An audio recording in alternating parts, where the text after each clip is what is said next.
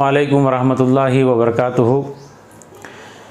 ईटीकिला news के सामीन व नाज़रीन, आज मैं आपके सामने रोज़े के मेडिकल बेनिफिट्स और उसके साथ रोज़ेदार ग़िज़ाई एहतियातें कैसा करें इसके ताल्लुक़ से इंशाल्लाह बात करूँगा। रोज़े का सबसे बड़ा फ़ायदा यही है कि रोज़ा जो 13-14 घंटे तक का होता है, जिसमें मुसलमान सुबह सुबह सहरी करता है और शाम में तकरीबन जो है 6:30 बजे तक खाने पीने से महफूज और या परहेज़ करता है। ये जो ड्यूरेशन है, ये जो वक्फ़ा है, इसमें से सहरी का जो खाने पीने का असर होगा वो दोपहर के 12 बजे तक रहेगा। यानी 6 घंटे तक सुबह में खाई गई सहरी की ग़िज़ा का असर रहेगा। जिस्म उसी ग़िज़ा से तवानाई हासिल करता रहेगा। तवानाई का मतलब यह है कि जिस्म की असल ग़िज़ा वो जो है ग्लूकोज़ है, जो कार्बोहाइड्रेट से आता है, प्रोटीन्स हैं और उसके साथ साथ फैटी एसिड्स भी हैं। एक मेडिकल इस्तिलाह है, फैटी एसिड भी दरअसल उसका एंड प्रोडक्ट जो है ग्लिसरॉल और ग्लूकोज ही होता है। मिला जुला कर जिस्म की अहम जो ग़िज़ा है वो तिब्बी नुक़्ते नज़र से, मेडिकल पॉइंट ऑफ व्यू से, वो ग्लूकोज़ है। बहुत बड़ी मक़दार में ग्लूकोज़ होता है। तो जिस्म को ये ज़रूरत पूरी करने के लिए जो हम लोग खाते हैं, चावल की शक्ल में, रोटी की शक्ल में, गोश्त की शक्ल में, दालों की शक्ल में, वो ग्लूकोज़, प्रोटीन्स, फैट्स वगैरह पहुंच जाते हैं। तो सहरी करने के बाद दोपहर के 12 बजे तक ये खाई गई ग़िज़ाओं से ही हमारे जिस्म इन ज़रूरतों को पूरा कर लेता है। जो रमज़ान महीने से पहले जो 11 महीने गुज़रते हैं, वो 11 महीने में चूँकि हम 24 घंटे कुछ ना कुछ खाते रहते हैं, या नींद के 6-8 घंटे निकालने के बाद जो वक्त बचता है उसमें हमारा मामूल ये होता है कि कुछ ना कुछ खाते पीते रहते हैं।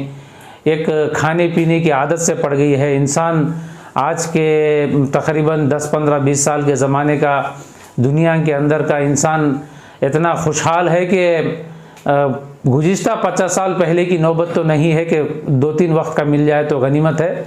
अब तो ऐसी सहूलतें आ गई हैं कि फ़ास्ट फूड के नाम से, जंक फूड के नाम से, ड्रिंक्स के नाम से वगैरह वगैरह, ना जाने कितने नाम हैं, कुछ ना कुछ जिस्म में जाते रहता है। जिस्म के जो निज़ाम हज़्म है, डाइजेस्टिव सिस्टम है, वो तो मैं समझता हूँ जब तक आदमी जागते रहता तब तक वो काम करते रहता।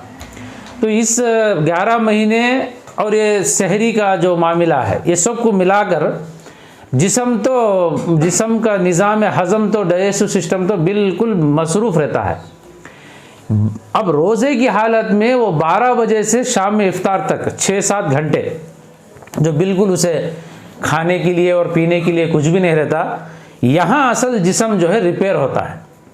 रोज़े का सबसे बड़ा फ़ायदा यह है कि फास्टिंग में जिस्म के अंदर के वो ताकतें, जिसे हमें यूनानी तिब के हिसाब से क़ुव्वतें, असली क़ुव्वतें जो हैं जिस्म में एक्टिवेट होती हैं, मुतहर्रिक होती हैं, वो जो है जिस्म में जहाँ जहाँ भी फैट्स, जिसे आज की ज़बान में कोलेस्ट्रॉल कहा गया, फैटी एसिड्स कहा गया, ट्राइग्लिसराइड्स जिसे कहते हैं, आज हार्ट अटैक्स का सबसे बड़ा जो रीज़न होता है वो कोलेस्ट्रॉल और ट्राइग्लिसराइड्स होते हैं।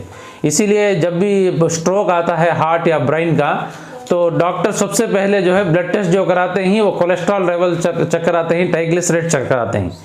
और किसी का जो है रिपोर्ट अबनॉर्मल आ गया, उसके बाद जो है किसी को हार्ट का स्टेंट लगाया गया, बाईपास किया गया, उसके बाद भी ताहयात उस पेशेंट को जो दवाई दी जाती है वो एंटी कोलेस्ट्रॉल दी जाती है, एंटी लिपिड ड्रग्स दिए जाते हैं, ताकि वो खाता रहे। वो बारीक नसों में, रगों में जहाँ चर्बी जाकर जम जाती है, उसे घुलाते रहने का काम वो दवाएं करते रहते हैं।